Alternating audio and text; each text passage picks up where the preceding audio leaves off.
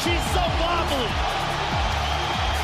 Sean Whaley is furious. She's upset.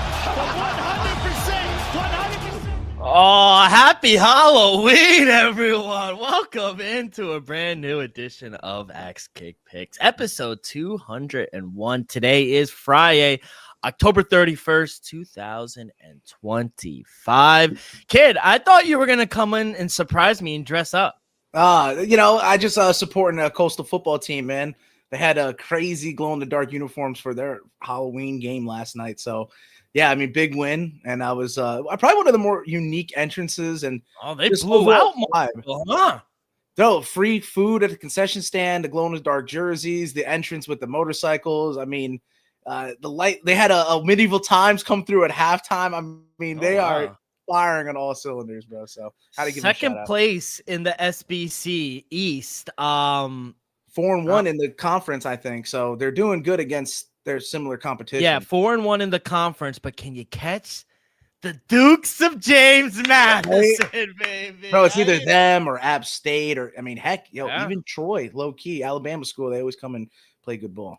I love it. Well, it's good to be with you today. Happy Halloween to all those who celebrate. It's a lot of costumes today, so I do not partake in that stuff, but regardless, to say, fun day, filled with candy. So it's a little shitty weather out here. How are the Carolinas doing? It's actually sun shining right now. Oh, beautiful, nice, bro. Yo, did you speaking of last night, the game? Did you catch Gable Stevenson, bro? 13 seconds, whatever. Yo, McMaynard was in the crowd. Hey, we might get a call. I gotta say, Dirty Boxing, they put on a good event. They always do.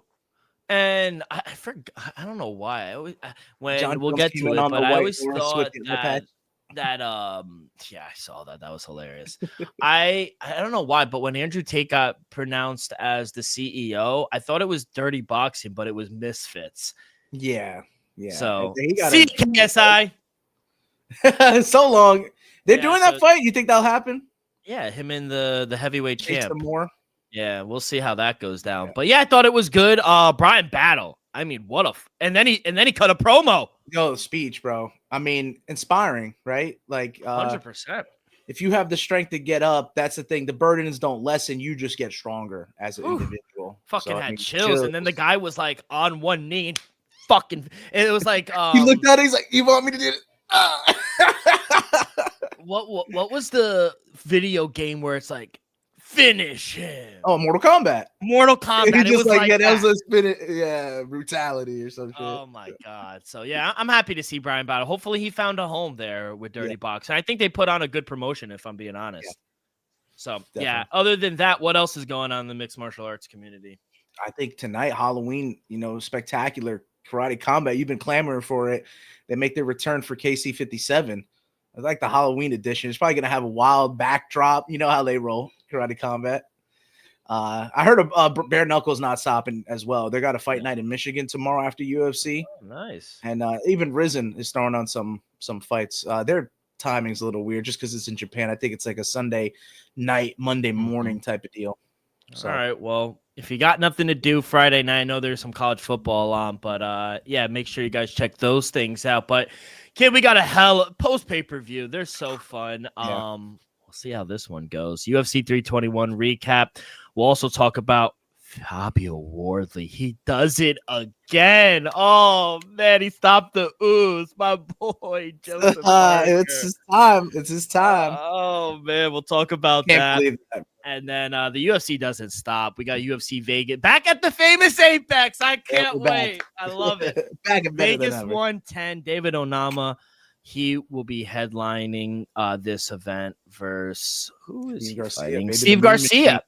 The Mean Machine. Cannot wait for that. His name, man. Yeah, so that should be fun. And then Joey will end us in. I was gonna say Central Europe. Is it German promotion? I feel like Octagon. Yeah, but I'm trying to geography wise. I was always good in geography. It's not Central Europe. It has to be. I refer to Eastern Bloc. It's Balkan and Baltic, and I think there'd be more Balkan than Baltic. You know who we need to ask? It might be on the cusp. We need to ask Yuri. He lives there. Yeah, he can tell us. Hopefully he makes an appearance. That'd be sick. But kid, we need to start UFC 321 in Abu Dhabi. The no contest. The fight ends in round 1 after no eye poke. It was a fucking eye gouge. It was like fucking you and I used to watch and our grandparents used to watch. It's like the fucking Three Stooges. Eyes. Tom Aspinall wasn't able to continue. I mean, it just unbelievable. He obviously retains as heavyweight champ, but it was just a sad night of an event, and I thought it was not the best card, and that just left an even worse taste in people's mouths. So it's unfortunate, but honestly, I can't blame him, really. And for all the people that said he quit, you are projecting your own insecurities. So you weren't able to continue.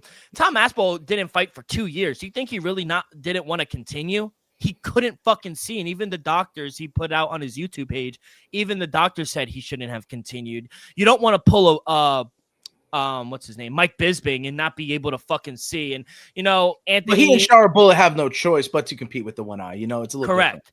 Now, Chael Sonnen and Anthony Smith, now I like them, but them saying, he should fight. This is a world title fight. You've never had gold. What are you talking about? Yeah. I love them, but you shouldn't be talking. Like, you sit at the table, like to the side. I don't know what the fuck that was. And honestly, Jersey's own, and I want to get your thoughts on this real quick. Jim Miller killed it. You took it out of my mouth because I was going to ask you. I think they're intentional. John Jones does it as well, and I think he's the GOAT. The argument that could be had for those bringing up the Tom quit is just that Gane put on a good performance and was, catching him. He won round 1. As big of an underdog as he is, how good he looked in that first round, I think put people aback and did want to claim Tom as a fraud. But it's just the circumstances. The man got poked. The man got fouled. It's illegal. It's not allowed. I also heard those conversations where there was, there is no question. A foul is a foul. It's not, did they mean it or not? That's not in the vocabulary. That's irrelevant. Exactly. Was a foul committed or was it not? And yes, and he had every right to, not continue. We've seen groin strikes time to time. Some fighters can't continue, but eye pokes might be the worst of them and may carry residual effects. I mean, who knows, right? How we're hearing multiple reports whether or not he's recovered or if he can't really see, right? That's scary in a sense. So I think there's concern there for that. And like you said, it shouldn't be allowed. The warnings, the points deduction, the purse deduction, all that should be done in the locker room and before anything that occurs during the fight. I think at this point forward, and I'm hearing now there's major changes incoming after this. I think they should expedite that. And it should be, everything needs to be done prior to the fight so that when it actually occurs during the fight, action can be taken. My question to you, and I'm glad you brought it up because that's where I wanted to segue. It's a shame that something significant needed to happen in order to infect change. It's like unfortunate, but it's unfortunate. You see in our hometown in Garfield where kids or people get hit by trains and then they say, "Oh, well, let's do a safety class." Well, what about fucking before someone gets killed? What about someone before they lose an eye? The thing that needs to happen, and this is my solution, 2 points. Immediately 2 points need to be deducted. The warning comes in the back room. Why are we saying this is unintentional? This is intentional. I'm sorry. I think he did that shit on purpose. I think Jim Miller has the freedom to speak in that manner as opposed to journalists or us just having a podcast discussing a matter to say that bitch in them, because like we always talked about, we're not in the business of retiring fighters or telling them to react one way or another, but Jim Miller is a Hall of Famer. I don't want to hear whether or not he is a Hall of Famer. You have him speak on a matter. I think he's right in that regard too. It's the inner bitch in you that's reluctant to fight, and you have to fight that in all necessity. And hell, the power lock gloves from Bellator, some of the technology can be built in, so it's naturally preventing you. And I think that was an argument, is that we should just have it built in already with the equipment. I think with the UFC gloves, they went back to, because remember, they did have the change for 300, and they went back to it because of the decrease in knockouts and all that. Now you have a glove that, if you remember Justin Gaethje's interview, by the end of fights, his forearms are burning because he can't actually close his hand. These gloves are keeping their hands open. So I see that argument side of things, but I do agree with, like I said, what Jim Miller said. I don't know if you caught this, UFC Hall of Famer Demetrius Johnson, when he came out and said, when you throw Muay Thai kicks, when you throw Muay Thai, you are prevalent to do this. You're not going to close a fist and move down. It's mostly like with your hands out. I get that, but it's two different sports. You know what I mean? You can't really make the comparison. Yeah, I guess it's a natural. I feel like you could probably still kind of adjust it. I bet you would be able to still throw a kick with the same velocity and intention with a closed fist. Maybe, I guess, there's maybe a tiny bit of nuance you would lose, and maybe a little bit of the technique, I guess. Like you said, it's what he's describing the technique to be, but maybe there's adjustments with anything in the fight game. On a separate note, I do feel for Cyril Gane because he was doing great. Outside of that foul, he was moving well. He looked a lot better than with the Volkov fight. The 100%. Controversial one before that, yeah. And he was moving great. The jab was working. He busted up his nose. He lasted that 2 minutes. And then once he lasted the 2 minutes, you saw the confidence build for him and said, okay, this isn't no scary guy. And you feel for him because, in a sense, at a point he committed the foul. But this is do we know if he's going to get another chance? I know Dana White came out and said they're looking to book the rematch as soon as, Tom's eye clears up, but how long is that going to be? First quarter, midway through next year? Like what are we waiting? And is the result going to be better? Because I'll say this, for me, I thought Tom had moments in the first round, right? I thought Tom had moments in the first round, even though I thought he lost the first round. He closed as a minus 345 favorite. Tom, yeah. Now the new odds, minus 166. And I think that jumps out to me and you as guys who are backing Tom. Like, you're giving us that much value on Tom Aspinall. I'm going to take it. Yeah. And then it's got other people looking at the Gane on the other side. Exactly. Well, you should have taken it when he was at that dog price, but he did what he did. And that's the thing. You see how he can pay the price. He might not get the rematch, but I think they need to run that back. That's a fight that needs to happen to kind of determine what's going on in that heavyweight division. Hell, for all we know, we can get Gable Stevenson injected into there. So Volkov has something to say about that. I'll tell you that. He's the biggest loser. I feel like, even after coming for all the way from that controversial loss to Cyril Gane into the controversial victory now against Maladinho. I mean, he's the loser in all this, not being able to move on from this fight winning. Yeah, I do think I agree with you. I do think they're going to rebook it. When that is, it's all up to Tom. Like you said, like his dad came out and said, like, he still can't see. We got all of November, all of December. That's 2 months. I still feel like it's going to take another at least 2 months. So remember what, like after February, March, April even is when we're next. I was literally thinking March, April. That's I think early second quarter. Yeah. We'll see. Very, very unfortunate, but yeah. Biggest letdown of the year. Only second no contest for a heavyweight main event or a championship fight. Not heavyweight, but championship fight. First one, DC John Jones. Interesting. I wonder what tickets would have cashed on that unders. No, it all got voided. Everything. Yeah, I got my money. I was gonna say I got a push on that. Yeah, we all, it was a no contest. So we all got our money back, but we're all losers in that one. Yeah, everyone, honestly. But we do have a new women's strawweight champion. The Beast, Mackenzie Dern, defeats Kakara Verna. They beat each other up, man. Unanimous decision, 48-47 times 2, 49-46. I had a 49-46. I gave Verna the second round, but I thought Mackenzie Dern looked great in there. Yeah. I mean, she was tagging her up, and I'm glad, even though she had 9 takedowns, who was doing more of the striking? It was Mackenzie Mackenzie.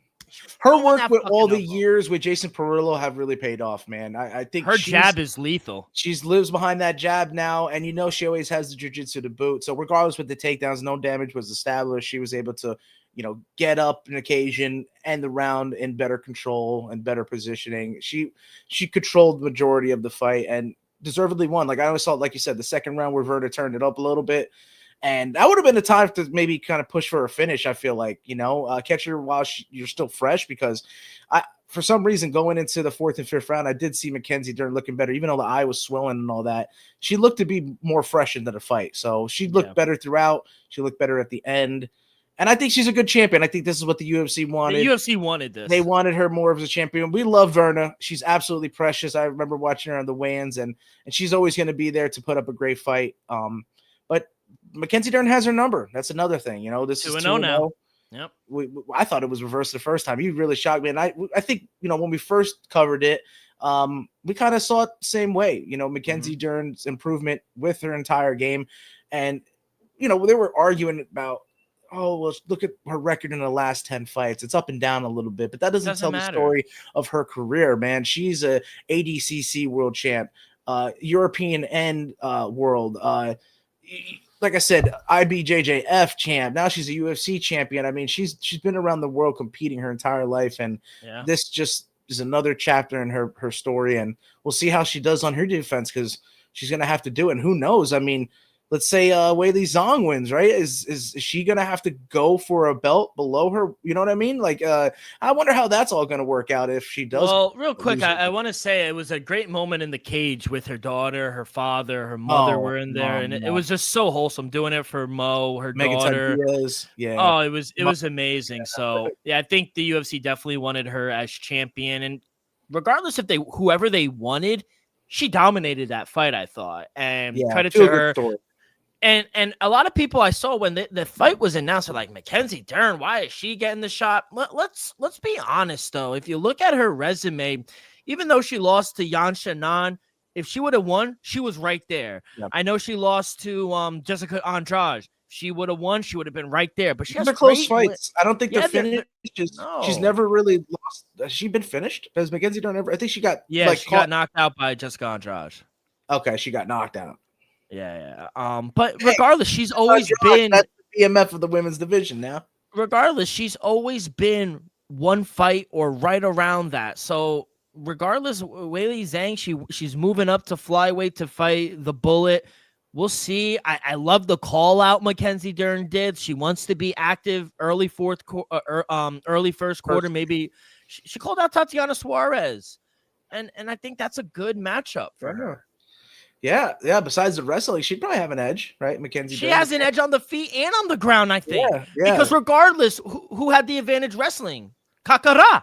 Yeah, that's what I'm saying. Yeah, that's what I'm saying. It doesn't matter. You might be able to take her down, but it's what you do with that. Exactly. And I think that's what we saw in the Volkov fight. We'll get to in a minute. But I'm extremely happy for Mackenzie Dern. Like you said, up and down, but she's a fighter. And all the credentials she's won, Joe listed them out. She's just a champion at life, and she's been very public with her life, what she's gone through with her divorce and everything. So I'm happy to see good people rise to the top. Honestly, that's like I think how you approach it. You be vulnerable with your people. I think that's why we respect Mark Kerr, the Smashing Machine, 100%. The way Dwayne Johnson did that, and now we're seeing this like a revival of Ronda Rousey interviewing herself. I saw this rebuttal was that people.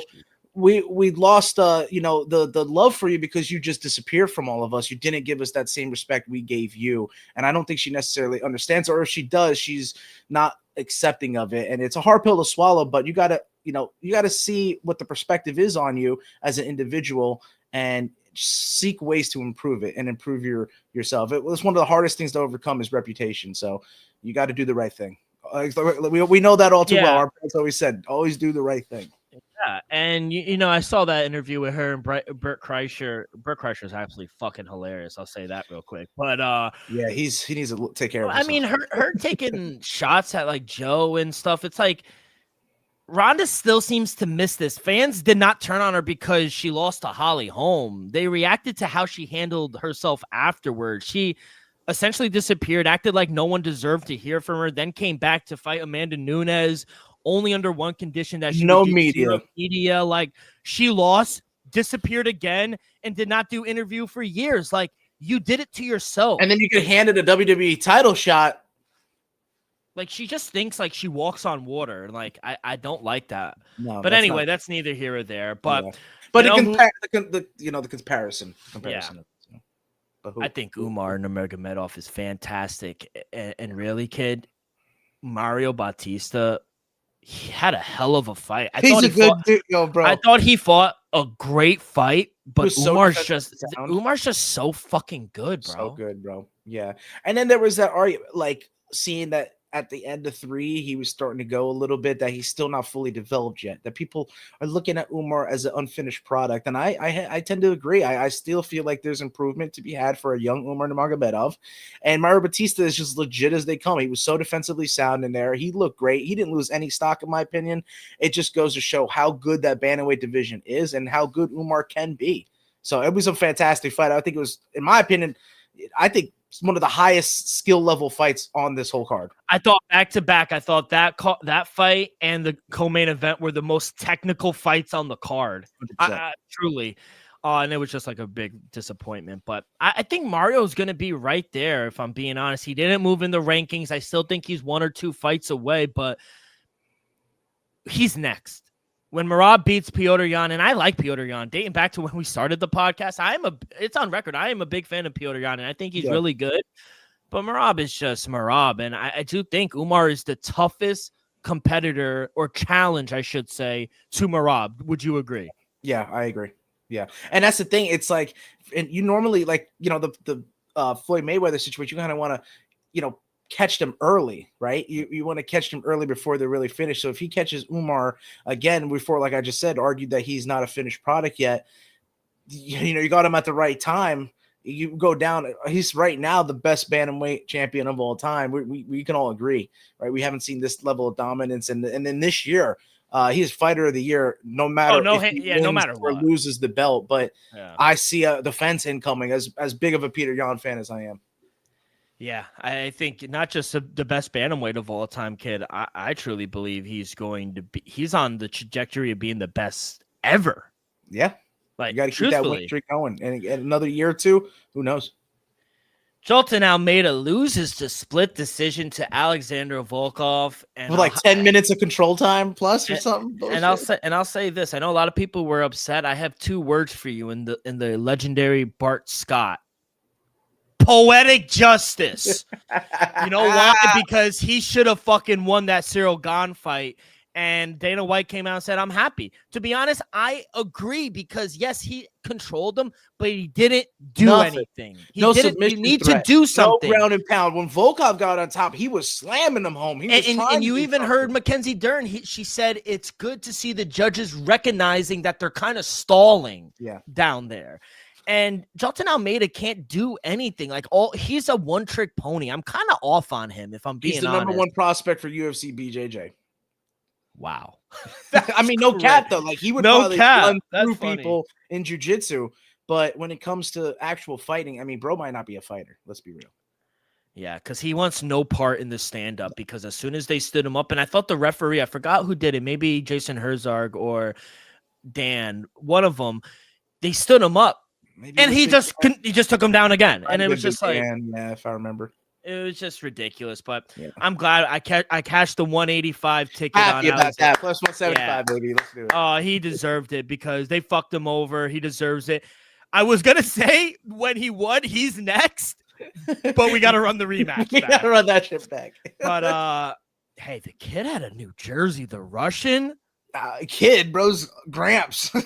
I know, but I always say that to people. I said it to my boss. That's today. Uncle Dana. It was like, all right, kid, you got some talent for 30. And I like it, because he's kind of that old school guy that doesn't really talk. He wears the hat to the side. He knocked Alexander Rakic out in about 3 minutes. We were watching this, and I said this. I was like, yo, Rakic looks so dangerous with his kicks until he throws a punch. And that's exactly what happened. It was like, bro's thunderous with his kicks. The length that he has, the force he generates. Rakic's kicks might be second to none, to be honest with you. But when he came to throwing a punch, bro, you just saw the complete and utter difference between the pop that he has, Rakic, and Azamat connecting with one of his shots. It was just night and day. He's got power that you really haven't seen at light heavyweight. So you do not want to get connected flush by Azamat Murzakanov. Moving up to number 7 in the light heavyweight division, and I think he's a fight or two away, kid. I mean, he has undefeated, everything. He has fucking power, bro. And if he touches you, it's night-night. Right, you don't want to get close. Like, Rakic is on his way down, and I thought that was a really good win. It knocks him down to number 10. You fight him and maybe a Khalil Roundtree, Jamal Hill. He knocks one of those guys out, a former champion. He's bro. Next. Yeah, I agree. He's really, really fucking good performance of the night. I mean, the knockout of the year has to go to Quillen. I mean, honestly, kid, I've watched the UFC now for about 5 years. I've only been genuinely concerned for another man's life. I think one time it was a sick knockout, but I was like, yo, I really hope Nasrat Haqparast is okay. That was one of the longest he was out. Like, he was out for a while, bro. And then you started to see, like, I understand he was celebrating, and then you started to see people like, oh, he was convulsating for a sec. He was twitching in there, and he was knocked out off the kick. And then what's really dangerous? Like his neck. He could break his neck on the fall. He could, if you're stiff, if you're any type of fall on top of, like you said, being that concussive blow, shin to chin, shin to temple. Nobody is. I hope he takes some time to let his brain heal. Like take this time. Kid, Saul kid is legit though. Like the finishes he has. He wants a top 15 fight. He was saying Haqparast was on a streak and he gets knocked out like that. And the fight. Look at the level of fighters he's fought. I think this young part of his career, Saul kid's ready for high level competition. He said he wants Money Morcano. You're not gonna get Money Morcano. I don't know. Maybe. I mean, he's undefeated though. Yeah, I know, but yeah. I mean, maybe I'll fight her too, right? And then what is a Money Morcano fight? Is that a top 15 fight? Is it a top 10 Money fight? Morcano's at 11. Yeah, so I mean that'll crack you pretty much into the top 10, right? So maybe Haqparast was knocking on the door to top 15. Maybe one more we can get him ranked, and then maybe get to the top 10. That's fair.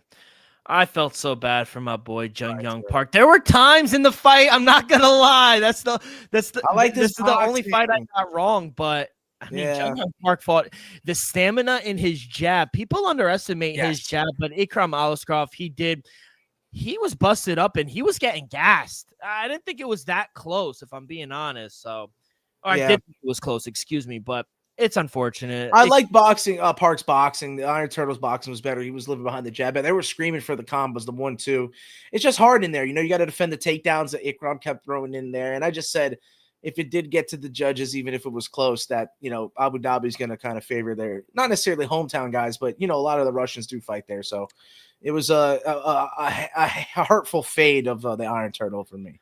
Fight of the night, Ludovic Klein gets the majority decision. That was a hell of a fight against Matus Rembeki. Breaks his leg. His ass beat though. But he's a dog. He came. Here's a wild card.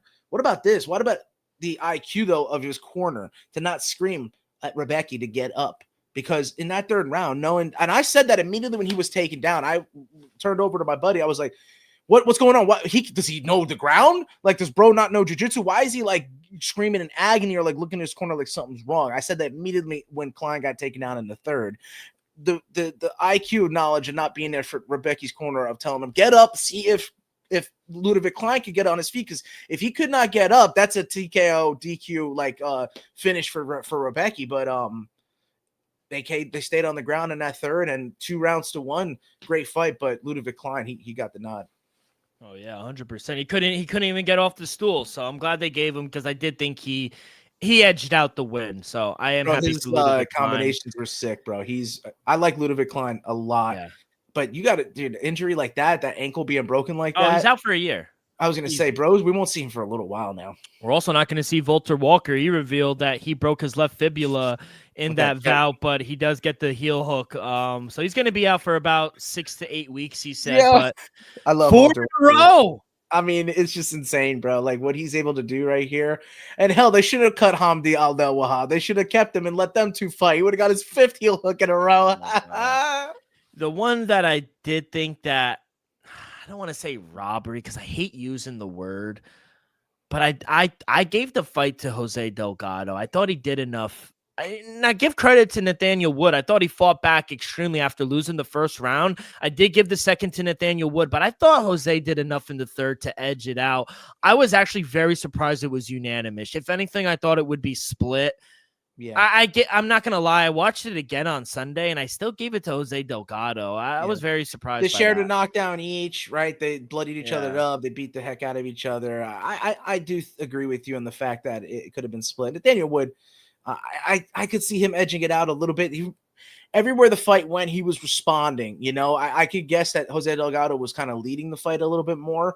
But it's just that every time he did something, Nathaniel Wood responded, and you could argue if not better, right? He's like, whatever you can do, I can do better. So I could understand the nod to Nathaniel Wood, but maybe closer to a split. Yeah, like you said, Hamdi whatever his name is, he got cut. That was a sad sight fight. But the two dogs opened the card, both 3-1. Mitch Raposo, how you doing? And Asma Maxim's cut. Goodbye. Mizuki, man. This is a feel-good story. Her being away, got injured. And mind you, she had a good victory, actually. It wasn't away off a loss. She went away off of a win, and she comes back a year later, and she picks up where she left off. So good on Mizuki anyway. Overall, though, really, really interesting card. It was a lot of decisions. I know a lot of people were upset about that, but 4-1-1. We get the no contest in the main event, but we hit with Mackenzie Dern via unanimous decision and the over. We get there with Volkov dog plus 185.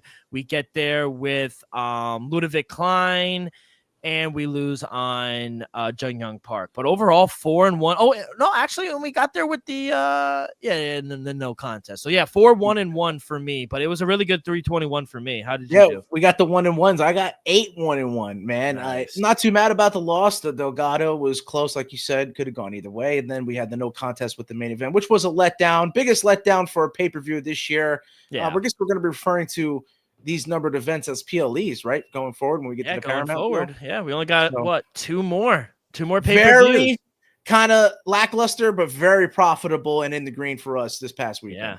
Hey, it could be boring, but you know what's not boring? Our bank account. That's right.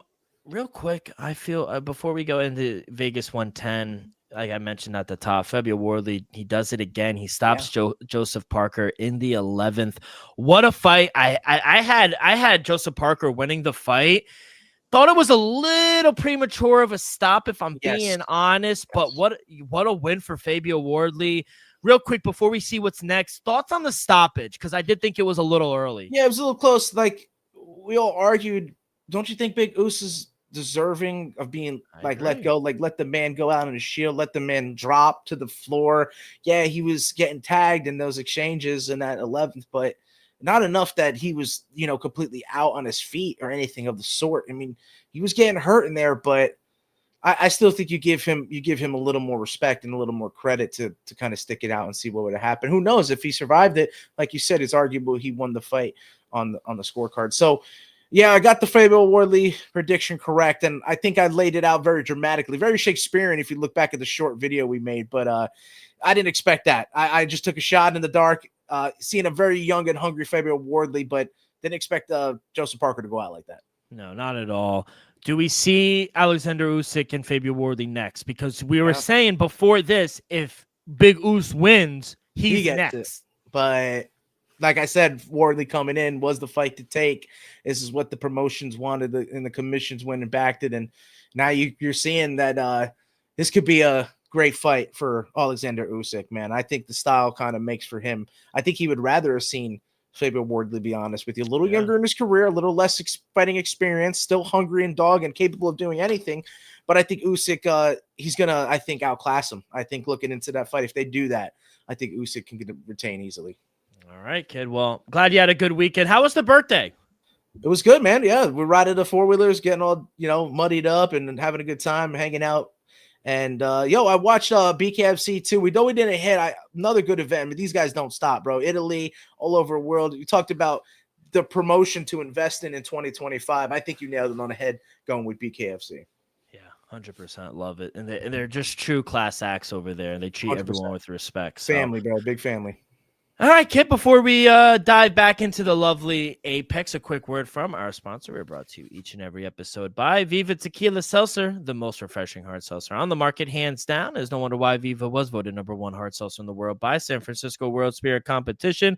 With only 88 calories, 0 carbs, 0 sugar, and a light 4.5 ABV. Viva is the perfect drink for your post-game celebration, as it was created with that active lifestyle in mind. We flavor tequila seltzer because flavor is the spice of life, and we like our drinks with just a kick, just like how we like our lives, whether it's Huckleberry playing around the golf with the boys or an elderberry watching UFC Vegas 110. It doesn't matter. Our favorites pair perfectly with that Artisanal Blanco tequila for that subtle and refreshing drink. I believe here at X Cake Picks and at Viva is to live long, live well, and live it up. Joe, I got to ask you, which one do you want me to send you?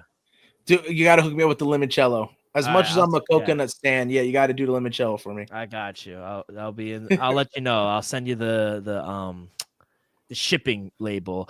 But kid, all 26 athletes have successfully made weight this Friday morning, so we're all good to go. Everyone is professional, and I was telling you off before we went live, kind of sneaky card. I think there's some fun fights here up on the card, and I love it because we're going to get a good start time. Prelims go off at 4 p.m. Main card starts at 7, so we'll be in and out, not too late. It is headlined in the featherweight division. Top 15 matchup, Steve Garcia taking on David Onama. We got Elvis's cousin, Waldo Cortez Acosta, taking on Ante DeLea. I mean, that's Tom's boy, so we'll see how that goes. Jeremiah Wells. He's back. You got Cody Duran. You got some good people in here, so we'll see. But we do kick it off with the women's strawweight. Yes, right. Yeah, talk about a BJJ aficionado as Talita Alencar is as such, and the odds indicate her as a favorite, which I was surprised to see. The physicality of Ariane Carnelossi, you would think that she may come in as a favorite. But I think looking at her last fight, she only won that due to her foul of her opponent, Piera Rodriguez. She looked completely gassed in the latter rounds, going even into the second and then into the third. I think Talita Alencar could survive the first. That's basically what I'm going to be betting with, is that Talita Alencar, as a favorite at -215, she could, get out of the first round and possibly grind out a victory. And I'm thinking that Arlene Carlossi, the way that she gassed, I think a sneaky play is that Alencar gets a submission, and maybe it happens in the third. So, man, to squeeze this value down, I'm willing to take a shot in the dark. Let's go with Talita Alencar with a third-round submission at +2,000. Right as to kick it off, I love getting those dream wager picks early for you guys, and I'm just excited that this can maybe hit. So just keep an eye out for it. Like you said, maybe a $1 pizza bet when you what was it, a 2,000? Was that 200 to 1? I win you 200. If you bet $1, how much are you winning? I don't know. I'm not good at math. You're winning good money. I'll tell you that much. So maybe worth the play. Real quick, I'm not going to give you 20 to 1, but I do like Alencar to win via submission at +460. I mean, her opponent struggles with takedown defense, and if you just look at the past, like Joey laid out, she can't really stop the takedown. And now she fights a world champion in jiu-jitsu who is clearly obviously going to be looking for those early takedowns and often. So with as much ground time as she's likely to accumulate, I feel like in this fight, a submission prop is worth riding. +460. She's only a -220 on the money line. I think she's a good parlay piece, but yeah, I like her via submission at +460. I love that. And hey, guys, even we're taking a little bit of a chance. You can already squeeze it down to probably double chance to take her like submission or decision, right? So, yeah, I mean, there's plenty of ways to approach it. I'm glad we're somewhat on the same side. I'm just taking the bigger leap of faith going with the specific round. But our boy Phil Rowe is back, This welterweight matchup, he's taking on Seok-Young Ko, who is a favorite, -185 compared to Rose +175. Are you also hopping in on an early play here, backing your boy?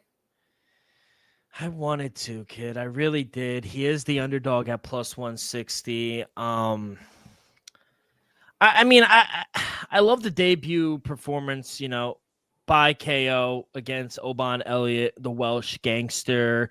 he did cash plus 400 underdog on the money line. But despite that, I am going to fade him against Phil Rowe here because I think the books are too high on that performance. Phil Rowe is better than Oban Elliott and in just about every way, I think. And I think we saw KO struggle a bit with the range in the Dana White Contenders series. So I'm going to take the dog here. I think the books are favoriting KO a little too much in my opinion. So I'll take Phil Rowe on the money line plus 160. Yeah, I love the value out of Phil Rowe there. You're getting a dog in a fight. If you take him, the plus money is great.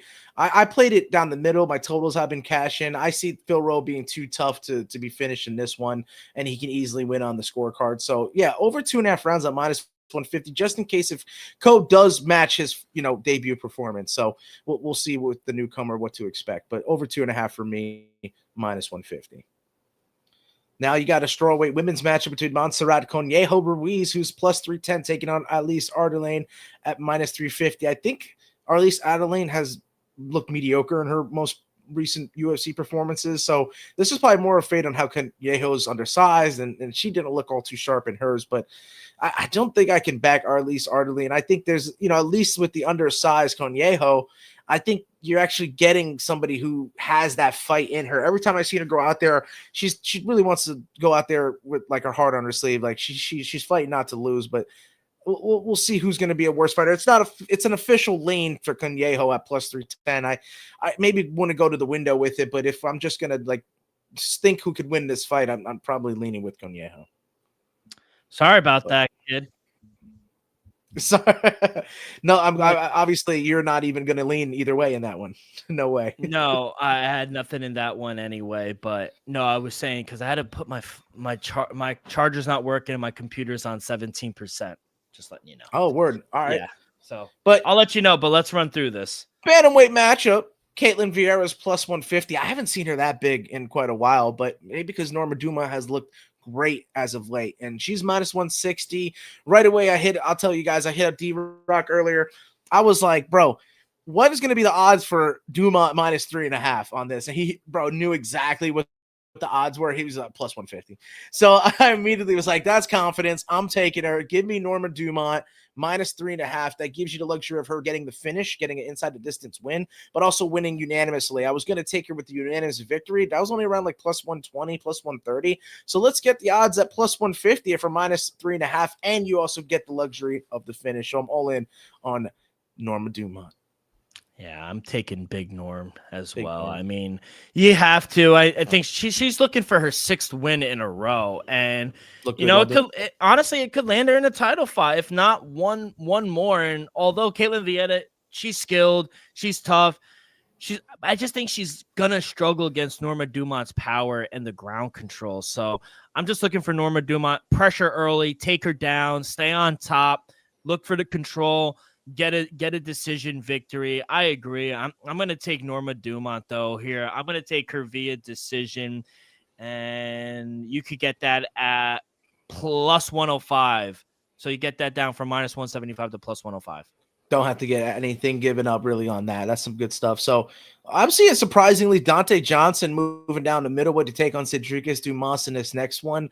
Heavy favorite. I don't, want to really go to the window with either of these guys. So I'll just officially lean with Johnson getting a KO TKO because I think we all could agree to fade Cedricus Dumas.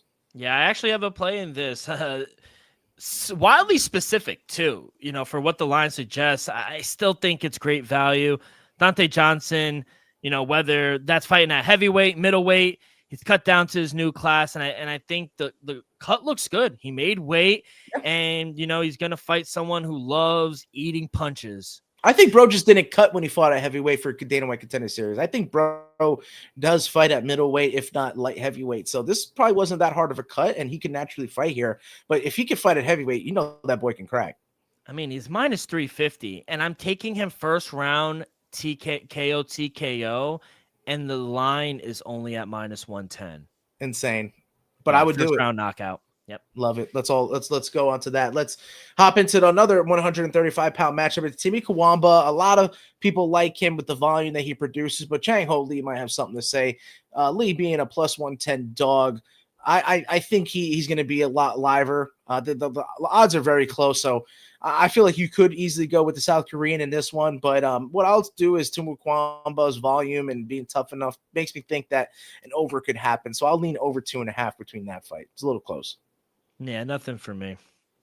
But in the light heavyweights that are up next, Kevin Christian, I think, is being slept on heavily here. I mean, the dude has not ever gone to the judges' scorecards. Billy Alicana, I think, is running off of that high win that he had in that pay-per-view against Ivo Islam. But Ivo Islam doesn't seem like he has all that much. He's very one-dimensional. He doesn't seem to have all that much up his arsenal.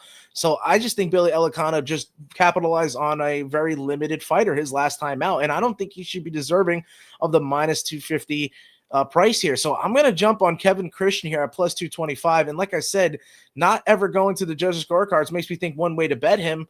But even though he's dog price, I'll go Christian inside the distance at plus 350. I'm all in on Kevin Christian here. I love it. Now a flyweight matchup that's next. Alan Nascimento minus 265 is taking on, you mentioned him, Dirty Cody Durden. And at plus 250, do you really think that he's worth a ticket? I'm kind of hesitant on taking Cody Durden here. Alan Nascimento is a legitimate fighter everywhere the fight goes, whether it's on the ground. You see what he did last time against Rafa Filho. He's got the striking to boot. I'll lay the chalk with Alan Nascimento, minus 265. Love it. Yeah, I can't back him either. So is that the main event of the prelims? No, that was the first start of the main card. Oh, they're doing Billy Alicana and Kevin Christian, main event, the preliminary card. How about that? But yeah, Chuck Buffalo is back. And man, are you going to be backing him at minus 160? Daniel Frunze can crack the Romanian at plus 155. That's why I'm thinking to play the under 2.5 rounds here at minus 105. Yeah, no play. I have the next fight, the featherweight bout. Yeah, I think someone's going to catch someone on the chin. Either it's going to be Chuck Buffalo or it's going to be Daniel Frunze. So I'm playing the under 2.5 rounds, minus 105. But I'm going to hear your play on this featherweight matchup next. You have Isaac Delgarian, a lot of finishes under his belt, but didn't look too good in his last outing. But he's getting the nod here at the odds, minus 235. And are we getting a great price here for the Cuban, Yadir Del Valle, at plus 220? I'm going with a prop here, even though I do like Isaac Delgarian. Give me over 2.5 takedowns at minus 125. For who? For the total fight? No, for Delgarian. Ah, okay. Yeah. I love a takedown prop. And to be honest, I would ladder this prop maybe to 4 or 5. You get a lot of nice plus money. Delgarian he's a diligent fighter. And I think with the attempts and his fighter being pretty good at getting back to his feet, I just think it's going to be a constant, kind of like we saw in the co-main event in 321. So although I like the money line as well, I think the takedown prop it's just too good of a number to pass. So over 2.5 takedowns from Isaac Delgarian. And I would also ladder it, do 3, 4, and 5. Oh, hey, that'd be cool. Yeah, I like the rounds again. I'm going to touch the total. Totals have been hot in 2025 for me. I think this is an over fight, over 2.5 rounds. At plus 115 for Bulgarian and Del Valle. Del Valle is a talented guy, but I think you're right. I think he could leave himself susceptible for the takedowns. It's what you do with those takedowns, and Bulgarian has finishes, but yet to see it at the UFC level, right? So something makes me think that Del Valle could be talented enough to get this fight extended. So over 2.5 rounds, plus 115 for me. Let's see what happens. Now, this featured bout, you got almost 40-year-old Jeremiah Wells making his return. I don't think his, kind of lived up to expectations so far in his UFC career. So he's getting the underdog price at plus 120 against Demba Gorimbo, who, in my opinions, I don't think he deserves a minus 130, right? I mean, he hasn't looked too sharp as of late.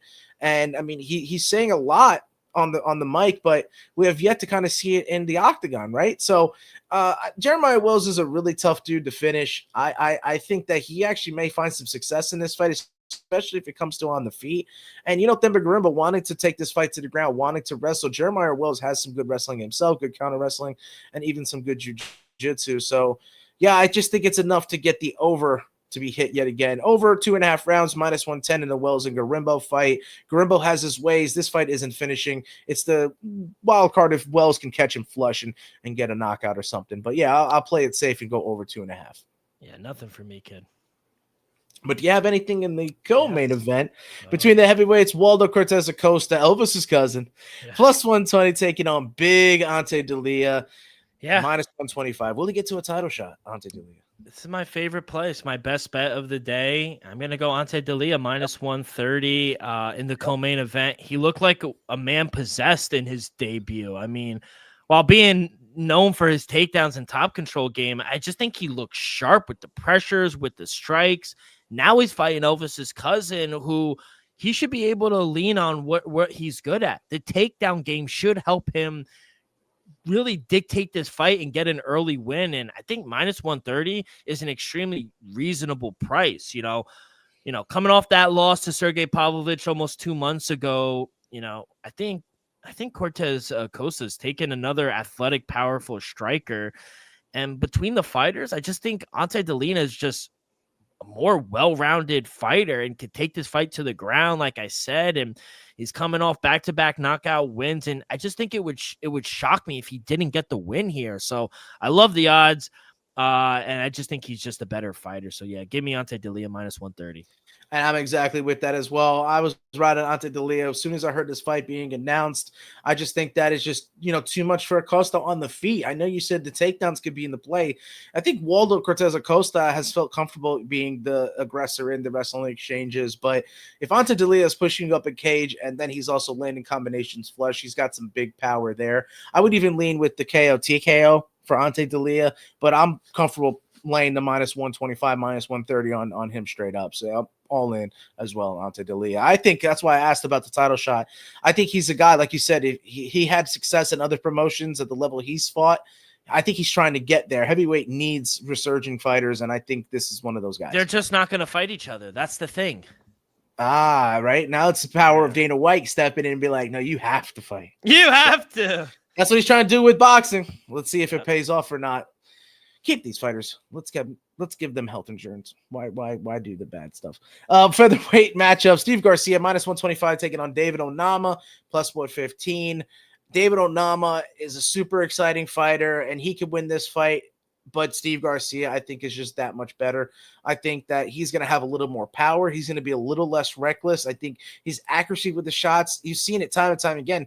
He's still riding this knockout streak, is he not? Or did his last fight he won be a decision?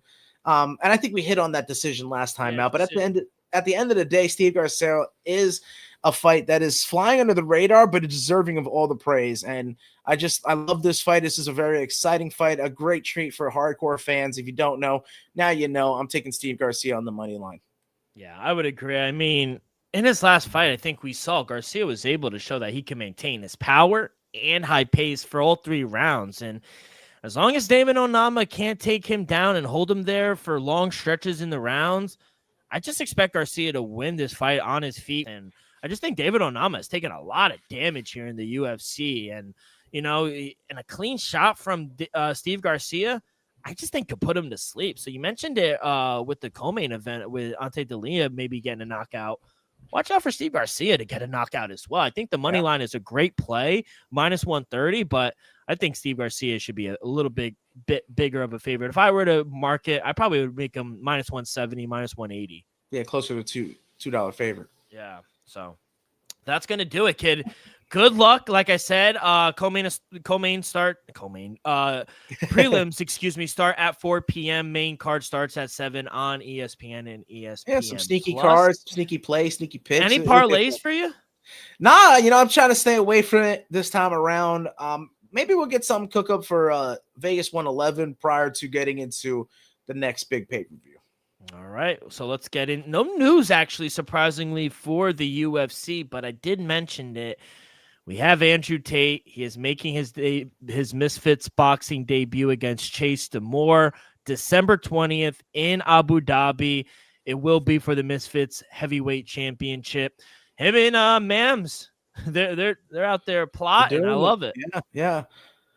I think people are skeptical, and rightfully so. Rightfully so. But I mean, right? Chase Demore's a big guy, but he's just not gonna be as technical. And yeah, there's bad habits with the pullback of Andrew Tate's style.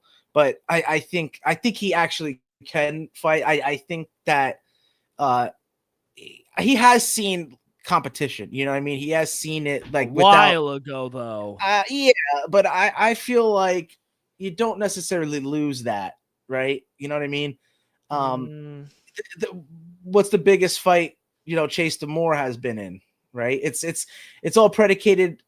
It wasn't in behind the scenes, you know what I mean? And the back alleys of, a back room, you know what I mean? It's a national televised event on Netflix, right? That's the only time you've ever seen. So yeah, it was a long time ago, but there's something there about, somebody fighting through all that and coming up. The top G.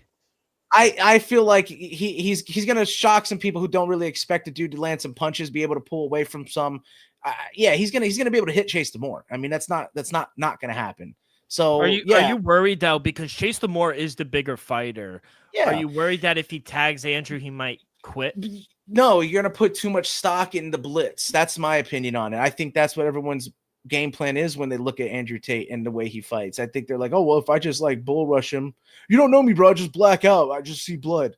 Like I'm saying, that's just not gonna work. I just feel like he's been able to work on these type of combat situations his entire life, and I feel like that type of systematic programming just puts you a level ahead. Like I say, he was doing it when nobody was watching, compared to Jason Moore, who got in because there's money in it.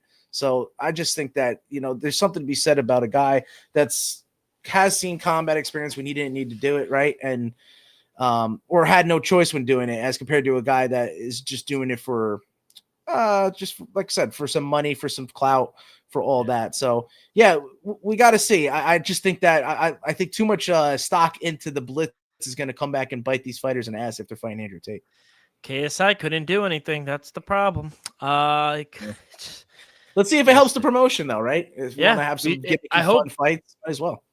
I hope. Hey, we got a Misfits boxing world champ, Tony Ferguson, baby, right? So let's exactly. So hopefully, it does help the operation, because I do like Mams Taylor. I do think they have something there. They're doing it, like they're at least attempting to do stuff for the fans. Absolutely.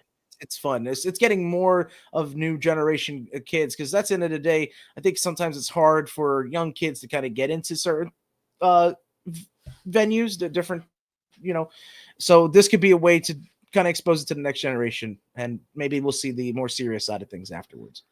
Kid, why don't you end us in the Czech Republic for Octagon 79? Are we taking the Chief support? Is that what we're doing? No, we're gonna touch the welterweight championship. Nice. That is the main event that I see. I think Ion Serdou is a great fighter, but man, to lay minus 350 on him in this spot where he lost his last time out against. Granted, Jotko's no joke, ex-UFC fighter. Krzysztof Jotko is a really good fighter, but I've recently seen him lose as compared to seeing Andrei Kolosnik just finishing guys. I mean, he looked great in his last outing. He's getting knockouts left and right. I'm gonna go with the underdog, the guy who wants to be champion. Sometimes they're hungry for it in these kind of promotions, and I think you could see a new welterweight Octagon champion. So yeah, plus 225. I'll go with the underdog and new AK-47 Andrei Kolosnik. I love it. And that goes down tomorrow. Is that before or while the UFC is going on? No, I think it's good. Yeah, you're right. Probably going to be on before, and then closer to where the prelims start for the UFC, they'll be getting into the main event. Nice. So you better have a few TVs. You got that college football going on, and we got UFC Vegas 110. But enjoy, kid. Good luck this weekend. Any big plans? What are you doing? That's exactly that. That's what I'm doing. I love it. Well, enjoy. Good luck on all your bets, and we will see you guys next week. Peace.